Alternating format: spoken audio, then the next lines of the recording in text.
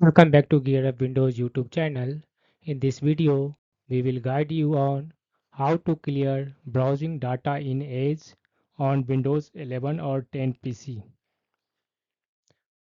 For this, first open Edge browser on your Windows PC, then click on this one menu icon in the top right corner and select settings in the pop-up menu.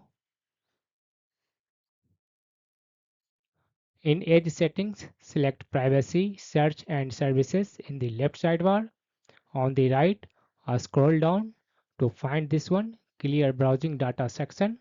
Under this, you will find an option clear browsing data now. Click on this one button, choose what to clear. Now select all these one details, or you can uncheck in case you don't want to erase something. And in this one time range, you can select all times, or according to your needs you can select last hour, 24 hours, whatever you want to erase from your Windows PC in Edge browser, and then click on this one clear now button. This will erase browsing data from your Windows PC